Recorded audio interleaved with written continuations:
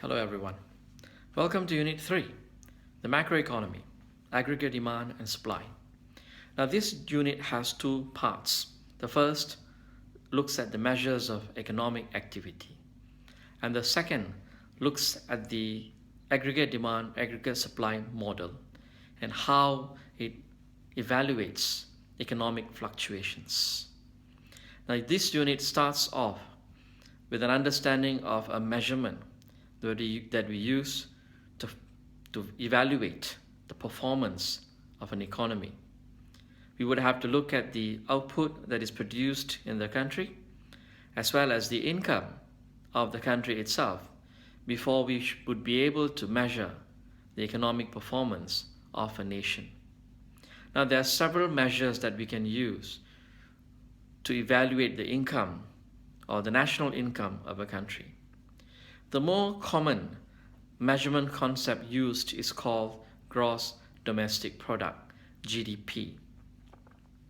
This is used to collect information related to the income earned by different sectors of the economy in a country, to evaluate how much we spend, how much we earn, how much the units in the economy, for example, the household, firms, governments earn and spends throughout a single year.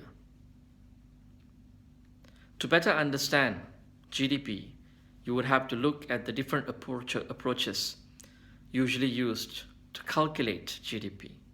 We have the consumption approach that looks at the economic units consumption patterns. We have the production approach that looks at the production of different economic sectors in the economy. And we have the income approach that looks at the income earned by different members of the economy. Each approach has its own merits and demerits.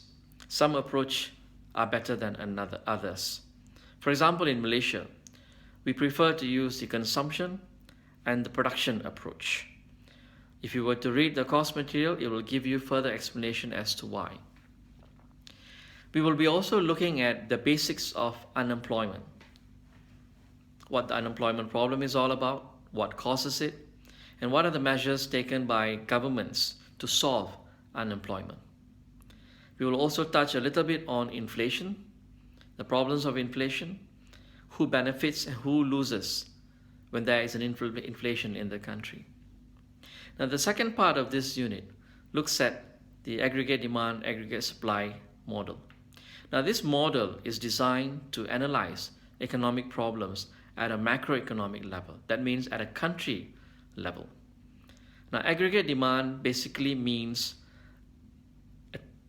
a comprehensive combination of all the demands in a country.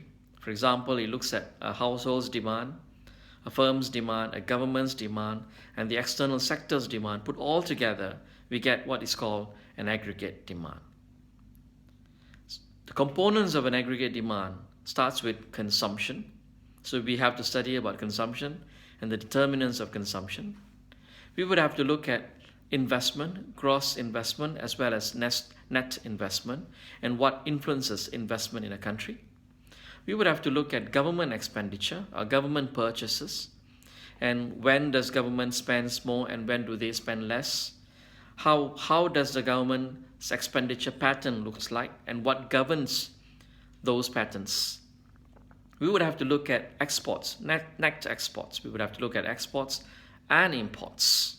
Okay. To be able to understand the dealings that we have with foreign countries or our trade partners, with Singapore, for example, Thailand, Indonesia, the European continent, as well as North America. Okay. We would also have to look at the relationship between money and aggregate demand. These two are interrelated. In the process of trying to understand the influence between aggregate demand and money, you would have to include a concept called interest rate. We would have to look at how aggregate demand or changes in the aggregate demand influences the interest rate market, and in turn influences the amount of money that is available in the economic market itself. We will also have to understand what is aggregate supply and the components of aggregate supply. The production in a country, a production by all the firms in the country and every economic entity in the country forms the aggregate supply. The aggregate supply itself is divided into two types.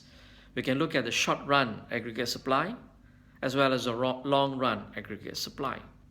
And what's the difference between the two? The long-run aggregate supply, we have to assume that the economy has reached what is called a full employment level. And in the short run, there are plenty of resources available for firms to utilize to produce their products or their goods and services. We will also have to understand the causes of economic fluctuations. Why does inflation goes up? When does it come down? Why does the economic growth of a country goes up and comes down? What are the ways we can do to reduce unemployment in the country? The next unit will cover a little bit more about some of the related topics that I have just mentioned just now. So I shall see you in Unit 4. Thank you.